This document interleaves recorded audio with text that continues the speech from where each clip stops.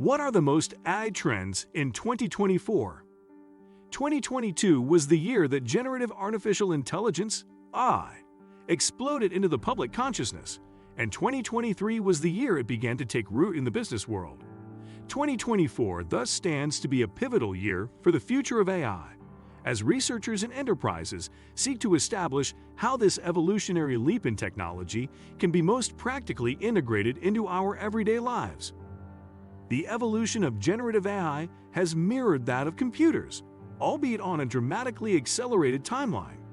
Massive, centrally operated mainframe computers from a few players gave way to smaller, more efficient machines accessible to enterprises and research institutions. In the decades that followed, incremental advances yielded home computers that hobbyists could tinker with. In time, powerful personal computers with intuitive no-code interfaces became ubiquitous. Generative AI has already reached its hobbyist phase, and, as with computers, further progress aims to attain greater performance in smaller packages.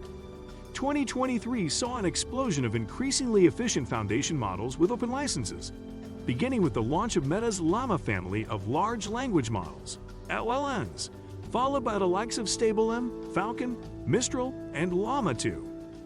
DeepFloyd and Stable Diffusion have achieved relative parity with leading proprietary models, enhanced with fine-tuning techniques and datasets developed by the open-source community.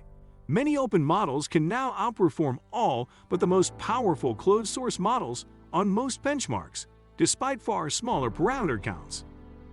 As the pace of progress accelerates, the ever-expanding capabilities of state-of-the-art models will garner the most media attention. But the most impactful developments may be those focused on governance, middleware, training techniques, and data pipelines that make generative AI more trustworthy, sustainable, and accessible for enterprises and end users alike. Reality check. More realistic expectations. When generative AI first hit mass awareness, a typical business leader's knowledge came mostly from marketing materials and breathless news coverage. Tangible experience, if any, was limited to messing around with ChatGPT and DALL-E. Now that the dust has settled, the business community now has a more refined understanding of AI-powered solutions.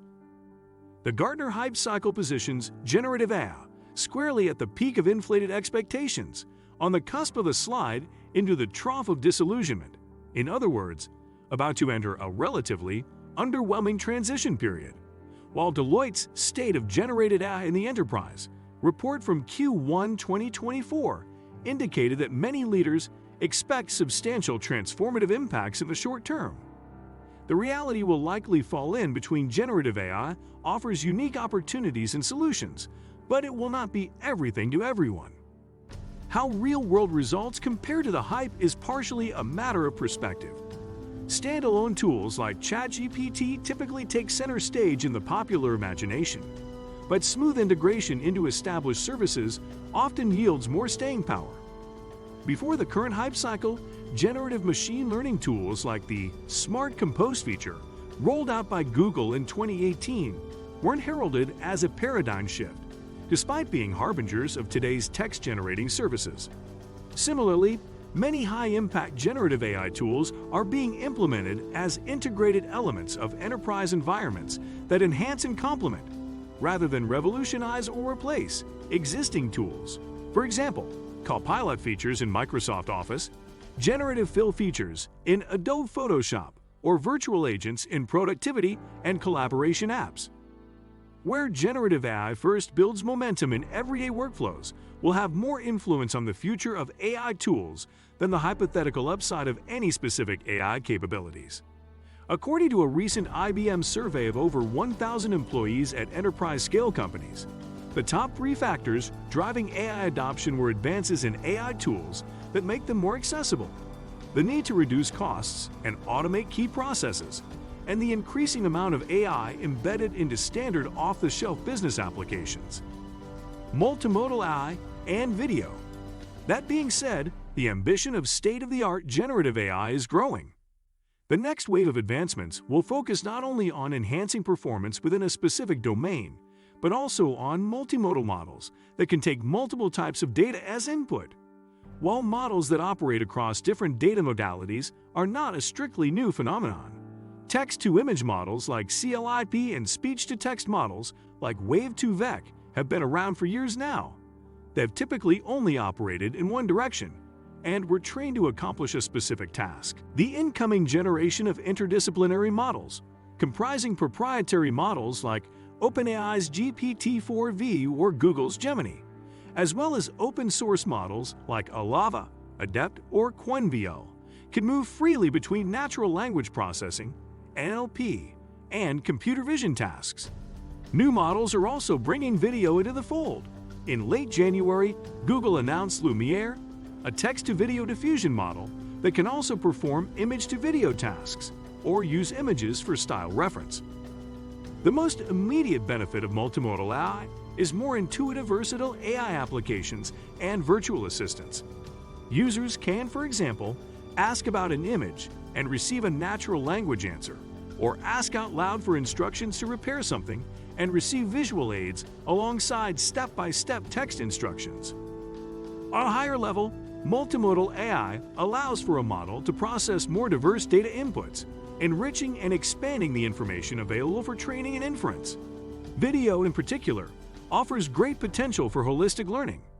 There are cameras that are on 24/7, and they're capturing what happens just as it happens, without any filtering, without any intentionality, says Peter Norvig, Distinguished Education Fellow at the Stanford Institute for Human-Centered Artificial Intelligence, HAI. AI models haven't had that kind of data before.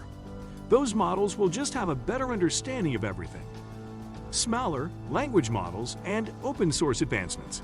In domain-specific models, particularly LLMs, we've likely reached the point of diminishing returns from larger parameter counts.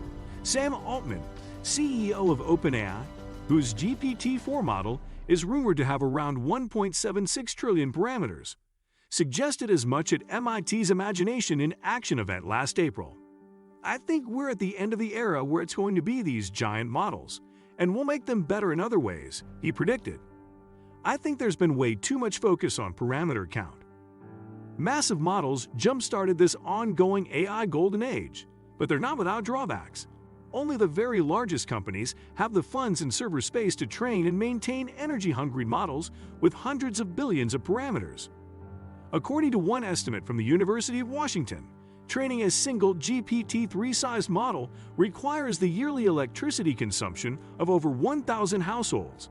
A standard day of ChatGPT queries rivals the daily energy consumption of 33,000 U.S. households. Smaller models, meanwhile, are far less resource-intensive. An influential March 2022 paper from DeepMind demonstrated that training smaller models on more data yields better performance than training larger models on fewer data. Much of the ongoing innovation in LLMs has thus focused on yielding greater output from fewer parameters.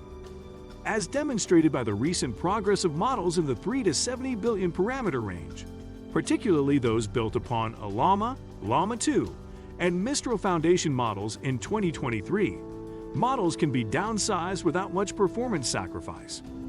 The power of open models will continue to grow. In December of 2023, Mistral released Mixtral, a mixture of expert models integrating 8 neural networks, each with 7 billion parameters. Mistral claims that Mixtral not only outperforms the 70B parameter variant of Llama 2 on most benchmarks at 6 times faster inference speeds, but that it even matches or outperforms OpenAI's far larger GPT 3.5 on most standard benchmarks. Shortly thereafter, Meta announced in January that it has already begun training Llama 3 models and confirmed that they will be open-sourced, though details, like model size, have not been confirmed. It's reasonable to expect Llama 3 to follow the framework established in the 2 generations prior. What do you think of our video? Let me know in the comment section below. Before you go, please hit the like button and subscribe to my channel. Thanks for watching.